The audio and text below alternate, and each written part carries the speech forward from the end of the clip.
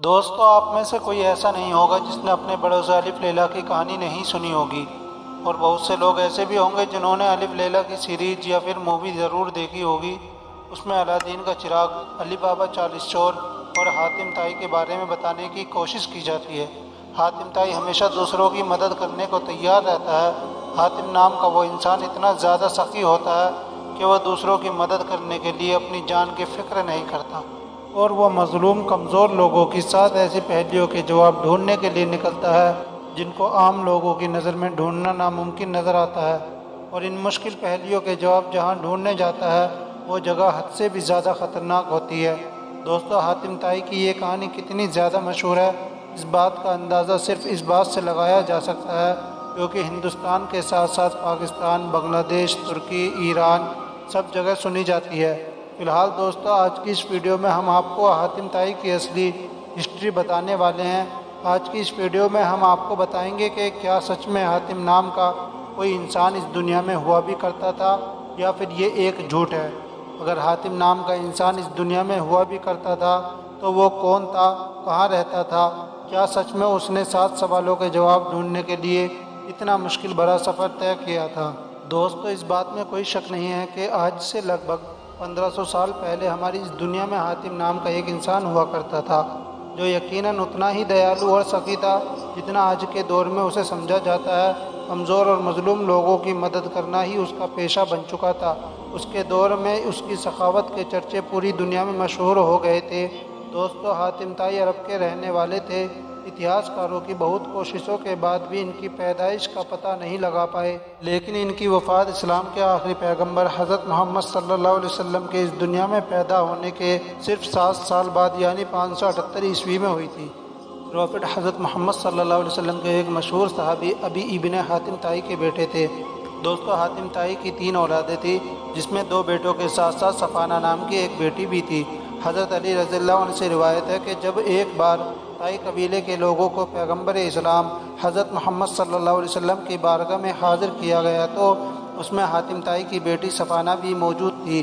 حاتم طائی کی لڑکی نے پیغمبر اسلام سے عرض کیا کہ اے نبی علیہ السلام، ان لوگوں کو سمجھا دیں کہ یہ مجھے تنگ نہ کرے کیونکہ میں اپنے قبیلے کے سردار کی بیٹی ہوں، اور میرا باپ وہ ہے جو وفاداری سے کام لیتا ہے، قیدیوں کو آزاد کرتا ہے، بھوکوں کو کھانا کھلاتا ہے اور سلام میں پہل کرتا ہے، اور کسی بھی ضرورت مند کو اپنے دروازے سے خالی واپس نہیں جانے دیتا ہے۔ اس پر پیغمبر اسلام حضرت محمد صلی اللہ علیہ وسلم نے ارشاد فرمایا کہ تم نے جو صفات بیان کی ہیں یہ ایک سچے مومن کی نشانیاں ہیں۔ اگر تمہارا باپ مسلمان ہوتا تو میں اس کے لیے دعائے رحمت کرتا۔ اور اس کے بعد پیغمبر اسلام حضرت محمد صلی اللہ علیہ وسلم نے فرمایا کہ اسے چھوڑ دیا جائے اور کوئی بھی انسان اسے پریشان نہ کرے کیونکہ اس کا باپ وہ تھا جو اخلاق کے اعلیٰ درجے پر فائز تھا، اور اللہ تعالیٰ اچھے اخلاق والے لوگوں کو پسند کرتا ہے۔ حاتم طائی کی بیٹی کے ساتھ ساتھ اس کے پورے قبیلے کے لوگ مسلمانوں کے اس سلوک سے خوش ہوئے، اور وہ لوگ جب اپنے قبیلے گئے تو حاتم طائی کی بیٹی نے اپنے بھائی کو حضرت محمد صلی اللہ علیہ وسلم کے پاس اس لیے بھیج دیا کہ وہ ان کے ہاتھوں پر اسلام قبول کرے، لہذا اسی لیے ابی ابن حاتم نے پیغمبر اسلام حضرت محمد صلی اللہ علیہ وسلم کے ہاتھوں پر اسلام قبول کر لیا تھا۔ دوستو، ویسے تو ہسٹری میں حاتم طائی سے جڑی بہت ساری کہانیاں ہیں، لیکن آج کی اس ویڈیو میں ہم آپ کو حاتم طائی سے جڑی ایک چھوٹی سی سخاوت کی کہانی سناتے ہیں۔ حاتم طائی کی بیوی خود بیان کرتی ہے، ایک بار عرب کے علاقے میں سوکھا پڑ گیا تھا، گھر گھر بھوک سے مرنا شروع ہو گئے تھے۔ ایسے حالات میں ہمارے گھر میں بھی وہی حال تھا جو پورے عرب میں تھا، یعنی ہمارے گھر میں بھی اب ایک وقت کی روٹی بھی نہیں بچی تھی۔ ایسی حالت میں بھی ایک رات ہم نے اپنے بچوں کو بہلانا شروع کیا، یہاں تک کہ بچے بھی بھوک کی حالت میں سو گئے تھے۔ حاتم طائی کی بیوی کہتی ہے، اس رات حاتم کی پریشانی دیکھ کر بہت ترس آیا اور میں یہ سوچ کر خاموش ہو گئی وہ سمجھے کہ میں سو گئی ہوں، لیکن کچھ دیر بعد ایک عورت ہمارے خیمے کے پاس آ کر ٹھہری۔ اس عورت نے باہر سے ہی حاتم طائی کو آواز دی۔ جب حاتم طائی اپنے گھر سے باہر پہنچے تو اس نے حاتم طائی سے یہ بات کہی کہ اے حاتم، میں تیرے سخاوت کے چرچے سن کر اپنے بھوکے بچوں کو چھوڑ کر تیرے پاس آئی ہوں تاکہ تو اپنی سخاوت سے مجھے مالا مال کر دے اور میرے بچوں کے لیے 2 وقت کی روٹی کا انتظام کر دے۔ یہ سن کر حاتم طائی نے فوراً کہا، آپ رکیے، میں آپ کے کھانے کا انتظام کرتا ہوں۔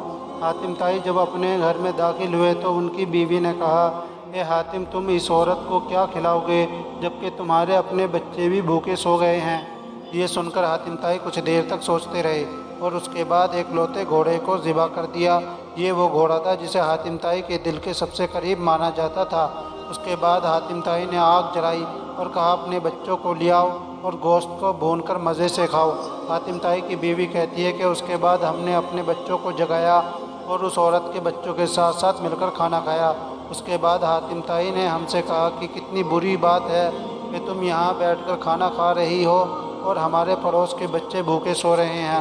حاتم طائی نے سب پڑوسیوں کو جگانا شروع کر دیا اور سب نے کھانا کھایا۔ اس رات حاتم طائی کی وجہ سے ہم سب نے کھانا کھایا۔ اگر اس رات کسی نے کھانا نہیں کھایا تھا تو وہ حاتم طائی تھے۔ دوستو، اگر اب بات کی جائے کہ حاتم طائی کے 7 سوالوں کی، کیا انہوں نے مشکل بھرا سفر طے کیا تھا؟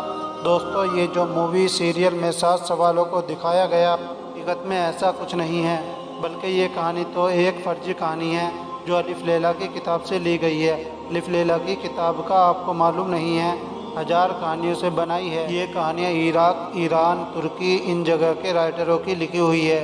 دوستو، آخر میں اس میں کوئی شک نہیں ہے کہ حاتم طائی اتہاس کا بہت بڑے سخی آدمی تھے۔ دنیا کا آج بھی یہی ماننا ہے کہ مظلوموں کی مدد کرنے میں آج بھی کوئی حاتم طائی سے آگے نہیں نکل سکتا ہے۔ جس رائٹر نے یہ کہانی لکھی ہوگی اسے حاتم طائی سے زیادہ کوئی سخی نہیں ملا ہوگا، اسی لیے حاتم طائی کو اپنی کہانی کے 7 سوالوں کا ہیرو بنایا۔